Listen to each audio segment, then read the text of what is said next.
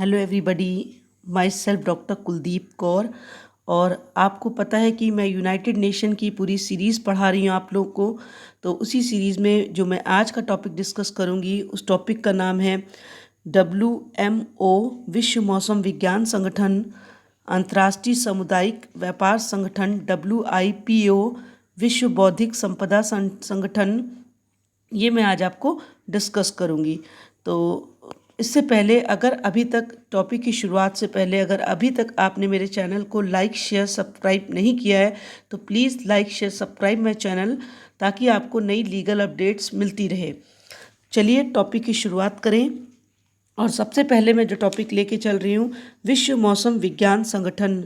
सबसे पहले ये कब स्थापित हुआ, आप याद रखेंगे, मार्च 1950 में। मार्च 1950 में स्थापित हुआ। इसका मुख्यालय है जिनेवा, स्विट्ज़रलैंड में। और इसका रोल था कि मौसम विज्ञान के क्षेत्र में अंतर्राष्ट्रीय सहयोग में अभिवृद्धि, प्राकृतिक आपदाओं को कम करने में मौसम विज्ञान का प्रयोग तथा मौसम विज्ञान के क्षेत्र में शोध एवं प्रशिक्षण को प्रोत्साहन। इम्पॉर्टेंट चीज़ें आप याद रखनी है आपको एग्जामिनेशन पॉइंट ऑफ व्यू से, कि ये क्वेश्चन जुडिशरी में पूछे जाते हैं और एग्ज़ाम्स में पूछे जाते हैं कि कब इसका एस्टेब्लिशमेंट हुआ। तो मार्च 1950, हेडक्वार्टर जिनेवा, स्विट्ज़रलैंड। और मौसम विज्ञान के क्षेत्र में इंटरनेशनल अंतर्राष्ट्रीय सहयोग में अभिवृद्धि, प्राकृतिक आपदाओं को कम करने में मौसम विज्ञान का प्रयोग तथा मौसम विज्ञान के क्षेत्र में शोध एवं प्रशिक्षण को प्रोत्साहन। स्लाइड्स हिंदी इंग्लिश दोनों में हैं, आप आराम से देख सकते हैं इंग्लिश हिंदी में। और समझने में मैं आपको समझाती चलूँगी और आप जो मैं इंपॉर्टेंट पॉइंट आपको बताऊँगी वो पॉइंट्स आप याद करते चलेंगे।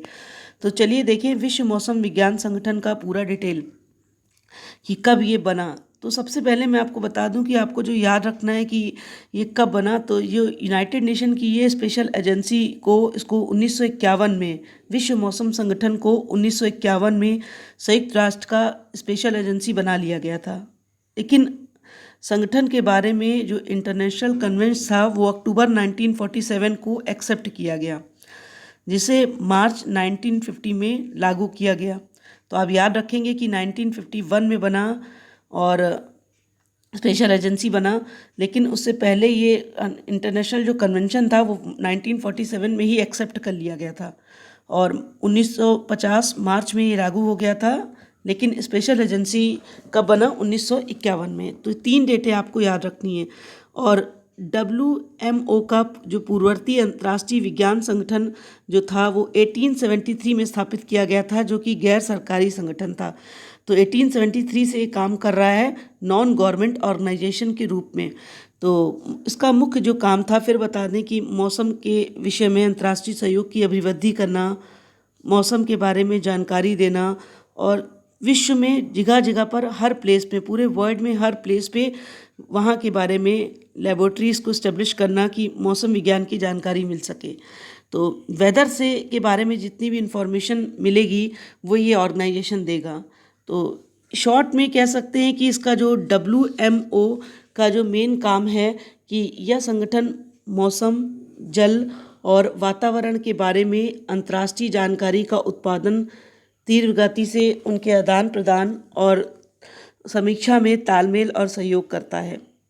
जितनी भी वाटर से रिलेटेड प्रॉब्लम हो, एग्रीकल्चर से हो, इन्वायरमेंट से रिलेटेड हो, ह्यूमन एक्टिविटी से रिलेटेड हो, जैसे कि प्राकृतिक आपदाएं जो नेचुरल चीज़ें होती हैं, उन सबको कम करने में मौसम विज्ञान क्या करता है, व्यवहारिक तरीके से काम करता है। और ये जल विज्ञान के उपयोग को बढ़ावा देता है। तो ये सारी चीज़ें आप याद रखेंगे कि ये मौसम विज्ञान और जल विज्ञान में शोध और प्रशिक्षण को प्रोत्साहन देना है।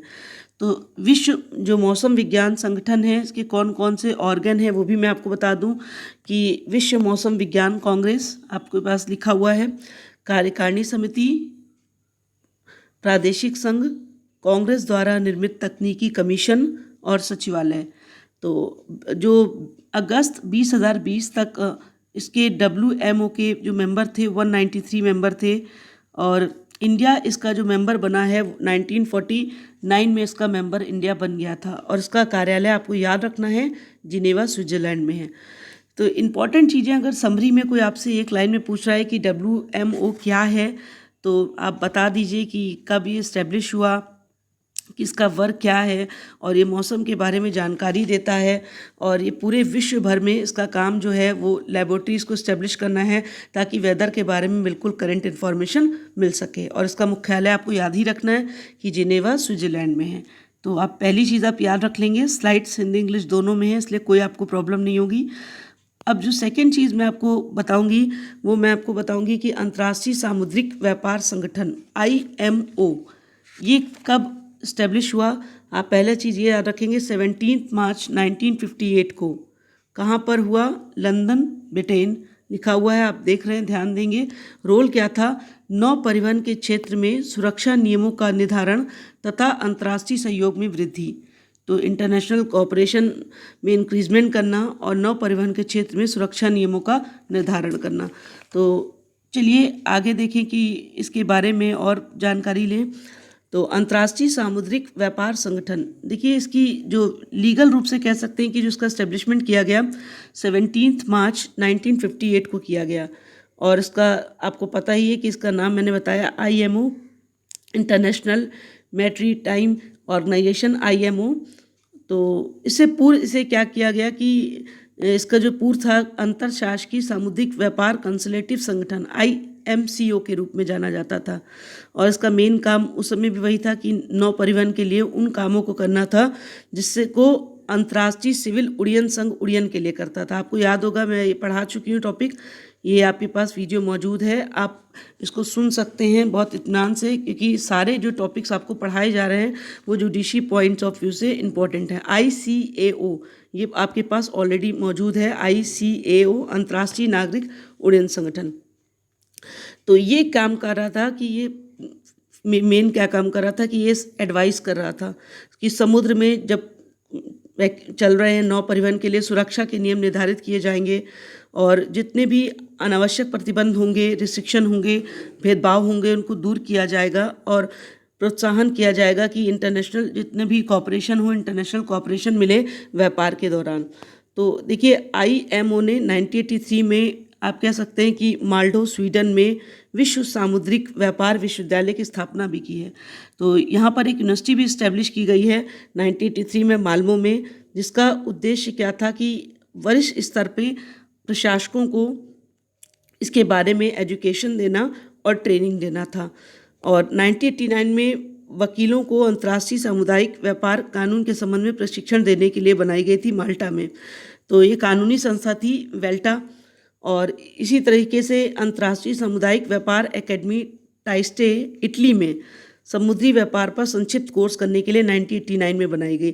तो आपको याद रखना है कि 1983 में एक पूरी की पूरी यूनिवर्सिटी इस्टेब्लिश कर रहे हैं, 1989 में भी एक कानूनी संस्था इस्टेब्लिश कर रहे हैं और 1989 में एक एकेडमी इस्टेब्लिश कर रहे हैं जो क्या करेगी, एक कोर्स चलाएगी, इसके बारे में पूरी जानकारी देगी। तो अंतर्राष्ट्रीय जो सामुदायिक व्यापार संगठन के जो अंग हैं वो कौन कौन से वो भी बता दें। सभा, परिषद तथा सचिवालय, इंग्लिश में भी आप देख रहे हैं लिखा हुआ है, असेंबली, काउंसिल लिखे हुए सारे मेंबर्स।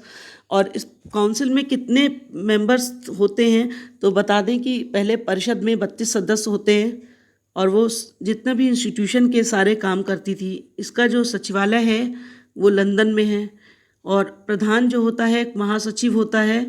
और IMO के जो मेंबर्स हैं वो इंक्रीज मेंबर्स हो चुके हैं, प्रेजेंट टाइम में इसके 174 मेंबर्स हैं और 3 एसोसिएट्स मेंबर हैं, 3 सहयोगी मेंबर भी हैं।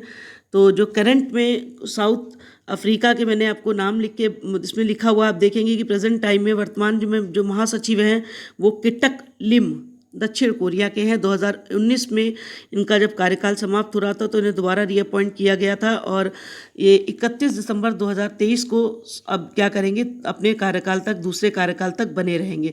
तो मतलब इनका 2 बार अपॉइंटमेंट हुआ, एक बार जब इनका कार्यकाल समाप्त हुआ तो हम रीअपॉइंट कर सकते हैं महासचिव को, और इनका दूसरा कार्यकाल कब समाप्त होगा, 2023 में समाप्त होगा, 21 दिसंबर को।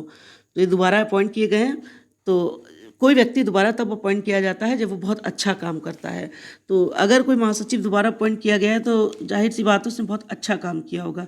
चलिए अब आपको थर्ड में डिस्कस करूं, WIPO World Intellectual Property Organization. तो इसके बारे में भी आपको याद रखना है कि पूरा कि 26 अप्रैल 1970 को ये क्या हुआ था, इस्टेब्लिश हुआ था। 26 अप्रैल 1970। हेडक्वार्टर कहाँ है, जिनेवा, स्विट्ज़रलैंड। और ये इंटेलेक्चुअल प्रॉपर्टी और कॉपीराइट इंडस्ट्रीज़ को क्या करता है, सम्मान को बढ़ाता है, इंटेलेक्चुअल प्रॉपर्टी को प्रोटेक्ट करता है और उसके उपयोग में तेज़ी लाता है।